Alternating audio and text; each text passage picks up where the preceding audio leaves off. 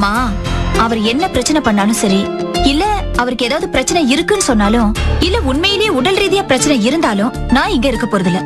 ராத்திரி சொன்ன மாதிரி நான் கண்டிப்பா வேலைக்கு போகத்தான் போறேன். சரிம்மா. சரி மாமா, எனக்கு டைம் ஆச்சு, நான் கிளம்புறேன். சரிம்மா, நான் போய் பாலை சூடு பண்றேன்.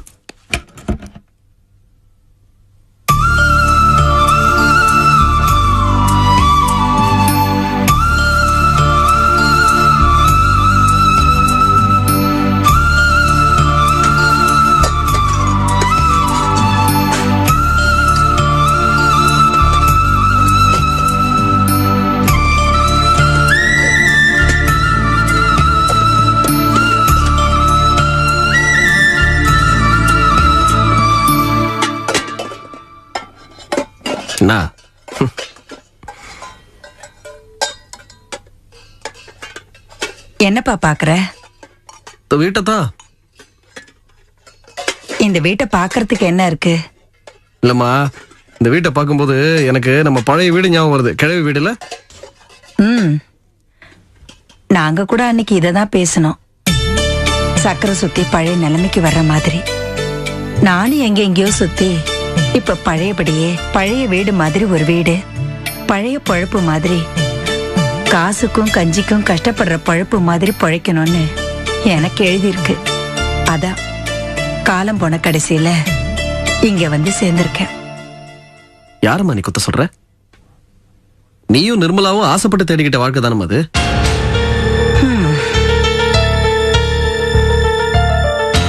நானும் அண்ணனும் இந்த மாதிரி ஒரு ஊருக்கு வந்து நீங்க ரெண்டு பேரும் கஷ்டப்படணும் வற்புறுத்தணும் இல்ல நினைச்சோமா மனசால? அன்னைக்கு வீட்டுல பேசும்போது கூட நீங்க ரெண்டு பேரும் மெட்ராஸ்லயே தனியா ஒரு வீட்டுல ஏன் கூட இருக்கணும் தான் நினைச்சேனே ஒழிய, இப்படி தனியா இவ்வளவு தூரத்துக்கு வந்து கஷ்டப்படணும்னு கொஞ்சம் கூட நினைக்கலாமா? அண்ணே, தூரங்கிறது ஒரு பெரிய விஷயமா நான் நினைக்கல. ஆனா மனசுல இடைவெளி வந்துட்டா அதுதானே பெரிய தூரம். அப்படி இல்ல நிர்மலா, நீ தனியா இருக்க கூடாதுன்னு நான் சொல்லல. தாராளமா தனியாரு. எதுக்கு கஷ்டப்படணும்? என்ன அவசியம் ஆயிடுச்சுப்ப?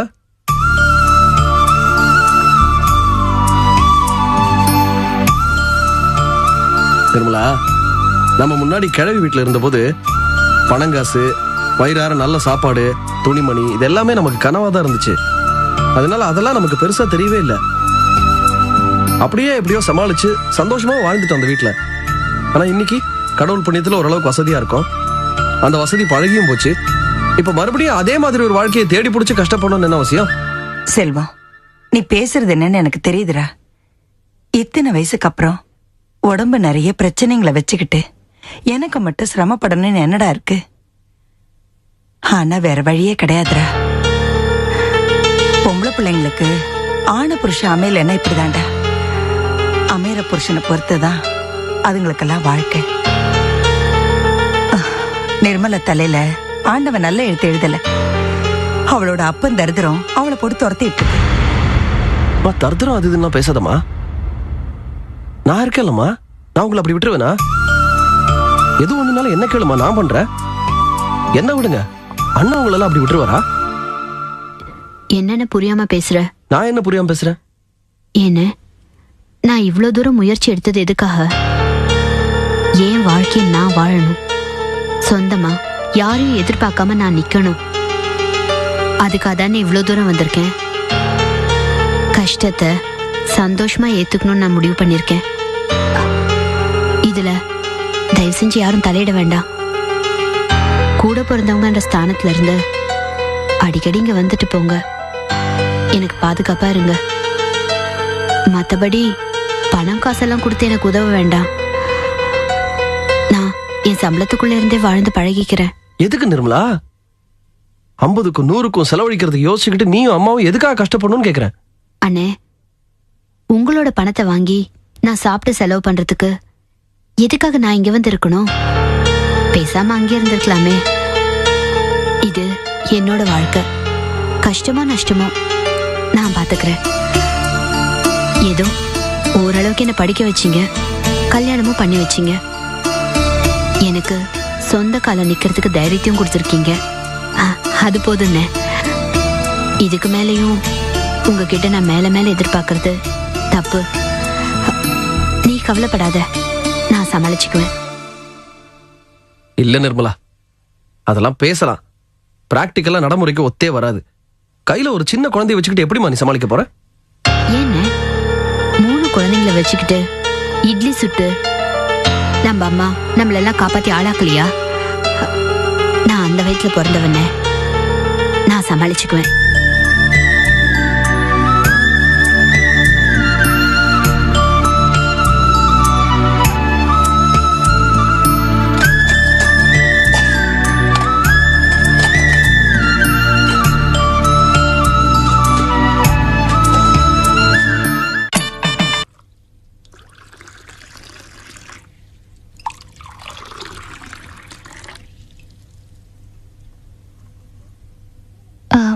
எங்க எத்தனை மணிக்கு வர சொல்லிருக்காங்க? 10 மணிக்கு. சார் மாமா சக்தி உள்ள வா. எப்படி இருக்க? நல்லா இருக்கேன்க்கா. சார் வீட்ல எல்லாரும் நல்லா இருக்காங்களா? நல்லா இருக்காங்க. எல்லாம் ரெடி பண்ணிட்டியாமா? ரெடி பண்ணிட்டேன் சார். செல்வம் சார் சொன்ன மாதிரி எல்லாம் டைப் பண்ணிட்டேன். திரும்புங்க. எதுக்கு? வச்சு விடுறதுக்காக தானே வாங்கிட்டு வந்திருக்கேன்.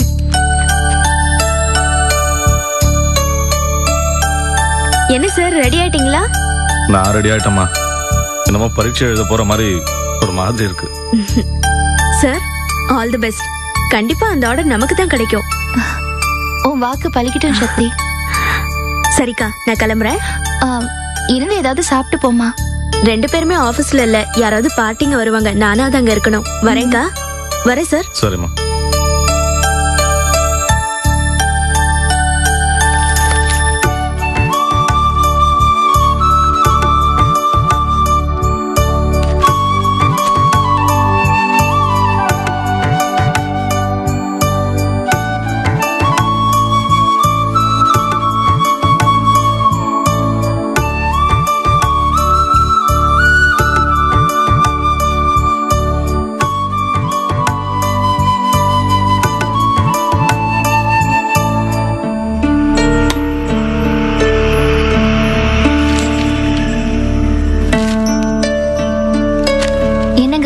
கிளம்பலையா? உட்காந்துட்டீங்க? இல்ல, போய் சேர்ந்த உடனே போன் பண்றேன்னு செல்வம் சொன்னான். உங்களுக்கு லேட் ஆயிடாதா? இல்ல, அவன் கிட்ட பேசிட்டா கொஞ்சம் நிம்மதியா இருக்கும். அதான். ஹலோ அண்ணே, செல்வம் பேசுறேனே. உன் போனை தான் எதிர்பார்த்துட்டு இருந்தேன். ஒன்னும் பிரச்சனை இல்லைண்ணே, நல்லபடியா வந்து சேர்ந்தாச்சு, கவலைப்படாதீங்க. அப்புறம் அது எத்தனை மணிக்கு உங்களுக்கு அப்பாயின்மெண்ட்? ரெடி ஆயிட்டீங்களா? 10 மணிக்கு. நான் இப்போ ரெடி ஆயிட்டேன். உன் போனுக்கு தான் வெயிட் பண்ணிட்டு இருந்தேன்.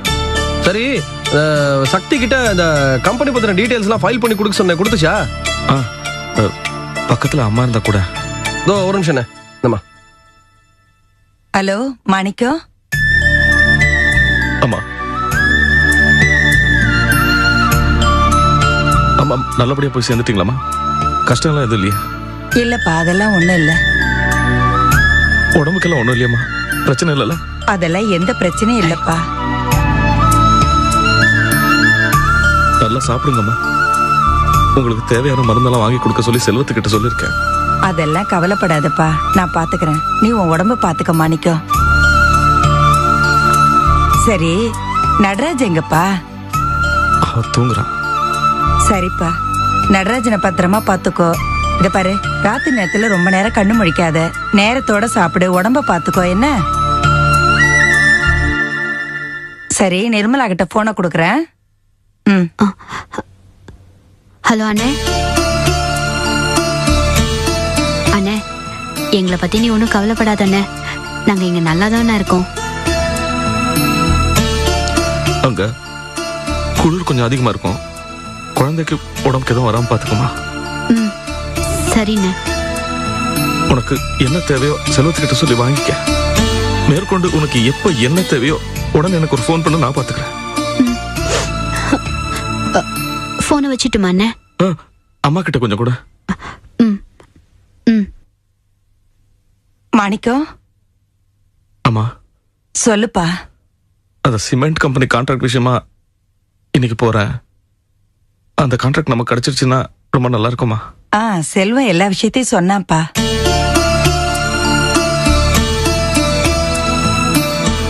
அம்மா, என்ன ஆசீர்வாதம் பண்ணுங்கம்மா.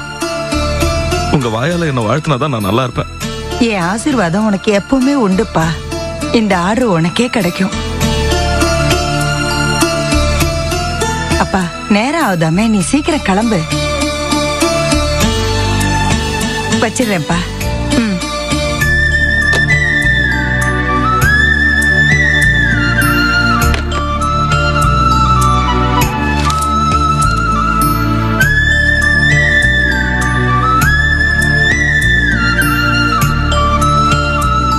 ஏனுங்க, நல்லபடியா போய் சேர்ந்துட்டாங்களா? கிளம்புறேன். எங்க? சரோ,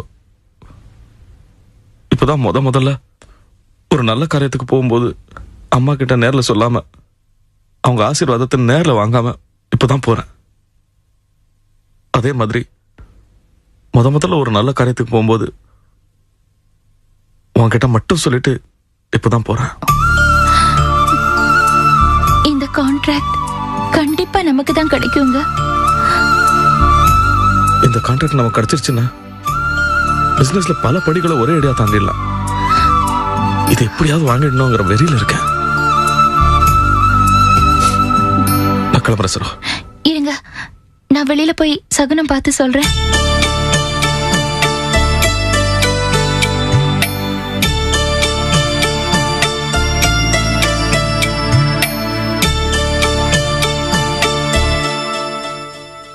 வாங்க.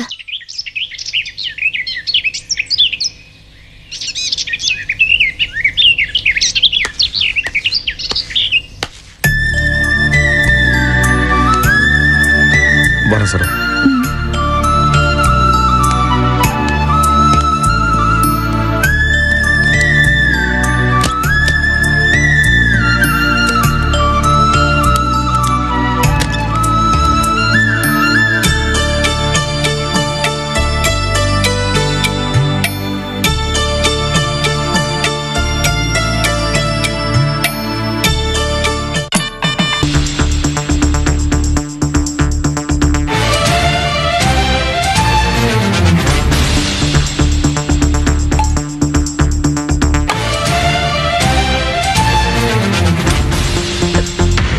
என்னங்க, உங்களுக்கு காஃபி போட்டு வச்சாச்சு. மதியானம் சமையல் கூட செஞ்சு வச்சுட்டேன். இன்னைக்கு மார்னிங் மட்டும் டிஃபன் மாமா வெளியில இருந்து வாங்கிட்டு வருவாரு. கொஞ்சம் அட்ஜஸ்ட் பண்ணிக்கோங்க. எனக்கு வேலைக்கு டைம் ஆச்சு, நான் கிளம்புறேன். என்னங்க இது, முறையா நான் வேலைக்கு போறேன். கொஞ்சம் சிரிச்சு அனுப்ப கூடாதா? இப்படி உம்மன் இருக்கீங்க. அடடே, வாங்க வாங்க வாங்க. என்னங்க, இவங்களதான் குழந்தைய பாத்துக்க ஏற்பாடு பண்ணிருக்கேன். இது பாருங்க, குழந்தைய பத்திரமா பாத்துக்கணும். நாள்ல இருந்து நீங்களே சமைச்சு வச்சுட்டு போயிடுங்க. அதுக்கும் சேர்த்து நான் சம்பளம் கொடுத்துறேன். எனக்கு அதெல்லாம் தெரியாதுமா. 1ஆம் தேதி எனக்கு கரெக்டா சம்பளம் வந்துடணும். இது பாருங்கம்மா, எனக்கு 1ஆம் தேதி கரெக்டா சம்பளம் வந்துரும். நான் வந்த உடனே உங்களுக்கு சம்பளம் கொடுத்துறேன். அப்புறம் அத சமையல் ரூம், இது பாத்ரூம், வீட்டை பத்திரமா பாத்துக்கோங்க. அப்புறம் குழந்தைகளுக்கு தேவையான பிஸ்கெட், பால் பவுடர் அதெல்லாத்தையும் உள்ள வச்சிருக்கேன். ஏமா, என் வேலை சுத்தமா இருக்கும். நீ அதை பற்றிலாம் கவலைப்படாத. பக்கத்தாக்கத்துல வேணா விசாரிச்சு பாரு.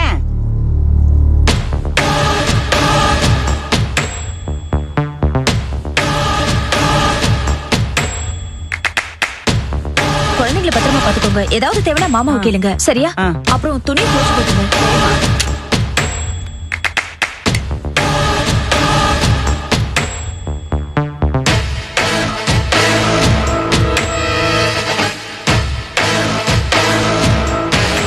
என்னங்க, நான் போயிட்டு வரேங்க. மதியானம் கரெக்டா சாப்பிடுங்க. நான் வரேங்க.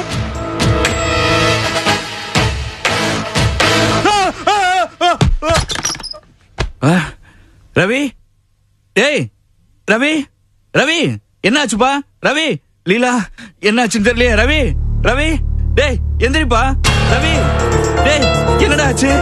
ரவி, ரவி, ரவி இங்க பாருப்பா, என்னாச்சு?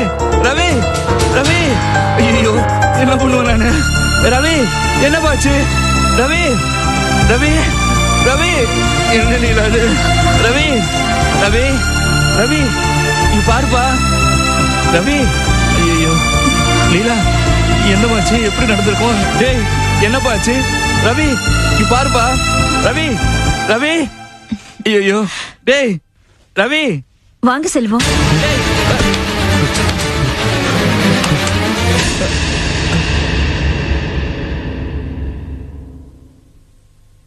இதுதான் நிஜமான ஷாக் இல்ல? ஏமா, துணியில ஊற போட்டிருக்கேன், கொஞ்சம் பார்த்து துவைச்சிருக்கேன். சரிம்மா. பாத்தீங்களா மாமா, உங்க புள்ளைக்கு நான் எப்படி ட்ரீட்மெண்ட் கொடுத்தேன்னு இந்த மாதிரியெல்லாம் இவர் டிராமா பண்ணுவாருன்னு எனக்கு நல்லாவே தெரியும். அதான் நான் தயாரா எதிர்பார்த்துட்டே இருந்தேன். உனக்கு ஏன்டா இந்த கெடுதல் புத்தி? இருந்து முதல்ல அந்த பொண்ணு வேலைக்கு போகுது, இந்த மாதிரி பண்ணிட்டு நிக்கிறியா? நிறுத்துங்க. நீங்க என்ன பண்ணணும்னு நினைச்சாலும் நான் வேலைக்கு போறத தடுக்க முடியாது. மீறி ஏதாவது பண்ணணும்னு நினைச்சீங்க, நேரா போலீஸ் ஸ்டேஷன் போயிட்டு தான் ஆபீஸ் போவேன். போய் ஒழுங்கா வேலையை பாருங்க.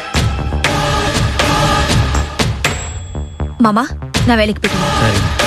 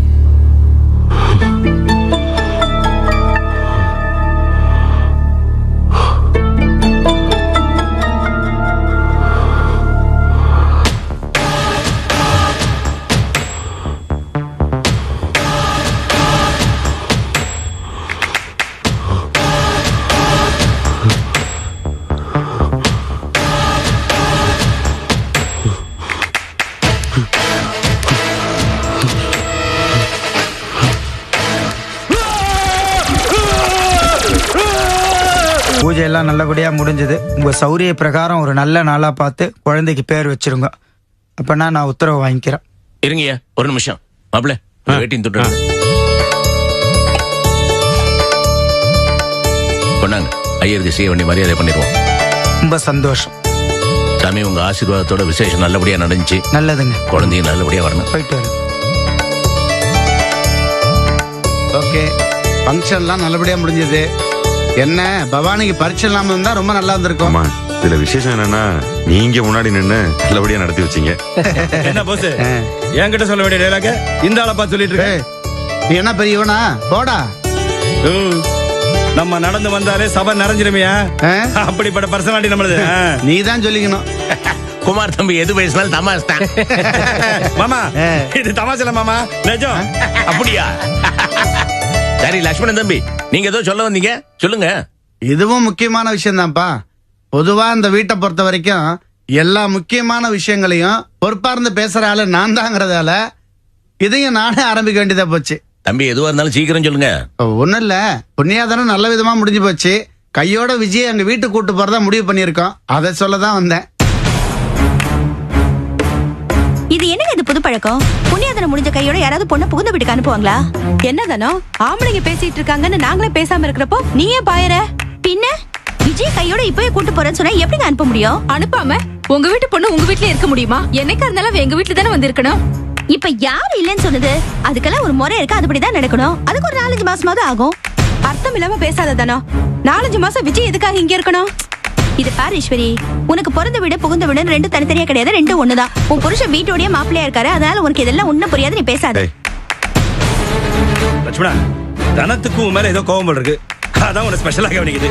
இந்த பாரு தானோ, நடந்ததெல்லாம் விட்டுரு, கரண்ட் மேட்டர் பத்தி பேசு. சரி பேசுறேன். இப்ப எதுக்காக விஜய் உடனே உங்க வீட்டுக்கு கூட்டு போனோங்கிறீங்க? அட, இது எங்க வீட்டு பொண்ணுமா? எங்க வீட்டுக்கு தானே வரணும். யார் உங்க வீட்டுக்கு அனுப்ப மாட்டேன்னு சொன்னது? 4-5 மாசம் கழிச்சுதான் அனுப்ப முடியும். இப்பதான் அவ குழந்தை பெற்றிருக்கா, பச்சை உடம்பு, அத பூ மாதிரி பாத்துக்கணும். வேளா வேலைக்கு பத்திய சாப்பாடு, பேறுகால லேகியம் எல்லாத்தையும் பண்ணி தரணும். அவளுக்கு வயிறு கட்டணும், திரும்பவும் பழையபடி ஆகணும். அப்புறம் தான் அவளை அனுப்ப முடியும். இதெல்லாம் நடைமுறை தெரிஞ்சவங்களுக்கு நல்லா தெரியும். உங்க வீட்டு ஆளுங்களுக்கு தான் ஒண்ணுமே தெரியலையே. ரொம்ப பேசாததானோ. உங்களுக்கு மட்டும் முறையெல்லாம் தெரியுமா? பின்ன எங்க நாங்க முறை தெரியாம ஏதாவது தப்பா செஞ்சா நிரூபிங்க பாப்போம். அடேங்கப்பா, சொல்லட்டுமா? முதல்ல இது யாரோட வீடு? என்னம்மா இப்படி எல்லாம் பேசுறீங்க? இது நம்ம வீடுதாம்மா. அப்பா, நான் தெளிவா சொல்றேன். நியாயமா இந்த புண்ணியாதானம் அழகர் குலத்தில் நடந்திருக்கணும். விஜய் பிறந்த வீடு அதுதானே. என்னதான் இருந்தாலும் இது விஜயோட அக்கா புருஷன் வீடு தானே. இந்த வீட்டுல விஜய் இருக்கிறதுக்கு பதிலா எங்க வீட்டுல இருந்துட்டு போகுது. என்ன தப்பாய் போச்சு? நல்லா சொல்லுங்க. விஜய்க்கு அம்மாவோ பாட்டியோ இருந்து அழகர் குளத்துல உங்க வீட்டை அவளை வச்சிருந்து அனுப்பாம இருந்திருந்தா நாங்க அதை மறுக்க மாட்டோம். இது விருந்தாளி வீடு மாதிரி தானே. இங்கேயே எங்க வீட்டு பொண்ணு தங்கணும். இதோ பாருங்க, பேசுறத கவனமா பேசுங்க. இது எங்க பெரிய அக்கா வீடு. எனக்கு இவங்க அம்மா மாதிரி. ஆமாமா, அந்த அக்காவை தான் முதல்ல நீ நம்ம வீட்டுல இருந்து துரத்தினியே, அதை மறந்துட்டியா? ஏமா இந்த அனாவசிய பேச்செல்லாம்? இத பாருங்கம்மா, உறவு வழக்கம் இதுக்கெல்லாம் உள்ளர்த்தம் இருக்குமா. தயவு செய்து அதை மாத்த வேணாம். இல்லப்பா வேண்டாம். விஜய் விஷயத்துல பல விஷயங்கள் முறைப்படி நடக்கல. இது அவங்க மாமா வீடு தானே. இந்த வீட்டுல ஃபங்க்ஷன் நடத்துனதே ரொம்ப தப்பு. அது மட்டும் இல்ல, இதுல இன்னொரு விஷயமும் இருக்கு. சொல்லட்டுங்களா?